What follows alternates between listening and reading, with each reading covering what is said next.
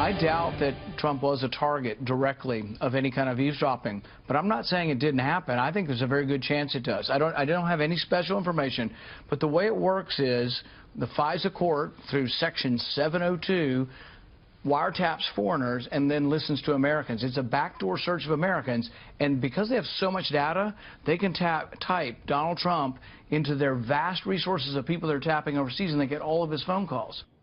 All right, that was Senator Rand Paul yesterday saying, yeah, it's possible someone from the Obama administration, in fact, could have been spying on the Trump campaign. Here with reaction from CircaNews.com, Sara Carter. All right, you and John Solomon have broke this story. I even think I misunderstood a part of it. I want to make sure we correct the record here. Your sources are telling you there were two warrants. One was a FISA warrant in the lead up to the campaign that, in fact, did allow surveillance, but it had nothing to do with Donald Trump, that particular warrant.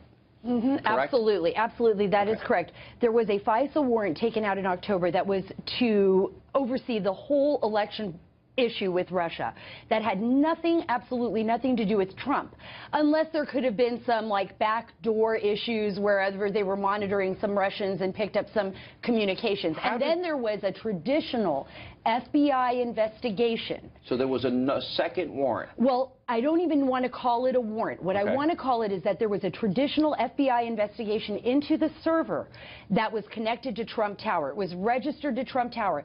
That investigation was to look into the server and to see there were pings between Trump Tower and a bank. And the FBI found absolutely nothing nefarious or criminal about it within that investigation and shut it down quickly. So how long has it been? So there was some surveillance at some point of the server for Trump Tower, which is off-site, not exactly at the tower. That's absolutely correct. There was surveillance with a server that was registered to Trump Tower businesses, and at that point, they went in for, I can say, less than 2 weeks. I don't want to give an exact date, but they went in for less than 2 weeks, found nothing nefarious, no evidence within that server to date of collusion. Of collusion with the Russians whatsoever, and it was shut down immediately. Of all that you have heard in the media, is there even a shred of evidence in, what, the 7 months or so since they started this about collusion? Is there a shred of evidence?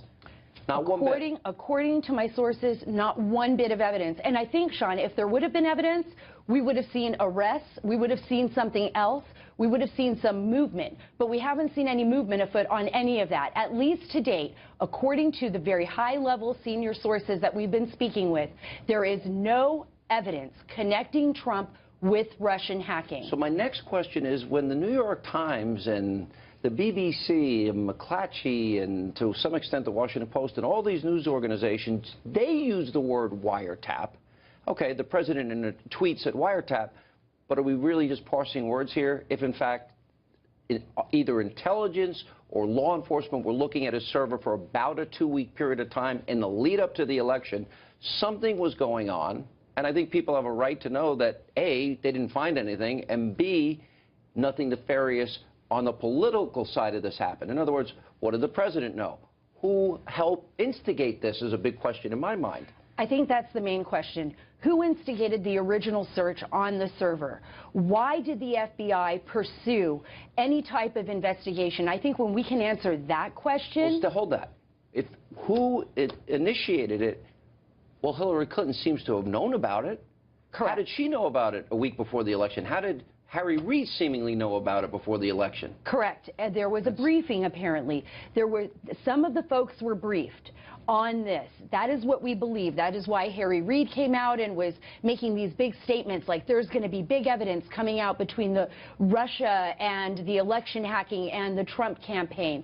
And then remember, in December, that's when there were definite, I guess, you don't want to say, but people got access to Flynn's name, right, on the transcripts, which was a completely separate. And now we learned, by the way, over the weekend from the Putin spokesperson that, in fact, Hillary's campaign had discussions with the Russians. Absolutely. There were people on Hillary's campaign, people on Trump's campaign. This is a normal process. I want to ask this. Is it possible, from a political perspective, that somebody high-profile on the left used their power, influence, or perhaps political alliances to initiate all of this? That is a very deep question, because if that's the case, then we are using potentially intelligence and law enforcement as a means of criminalizing or investigating a political opponent or an opposition party during a presidential election. I think you bring up a very, very good point, a very solid point. I mean, this is something that continuously needs to be investigated.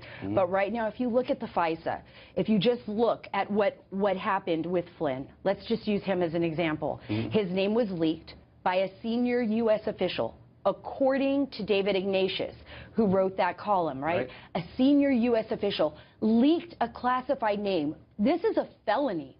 It's a felony. They unmasked the name of a private conversation of a wiretap of a Russian ambassador to take down, apparently, it looks like it's on its face, to take down or expose a U.S. citizen who was speaking to a Russian ambassador. And that is a serious felony. That was a felony? Yeah, all right. Next question. Where does your investigation go next? Because we're going to stay on this.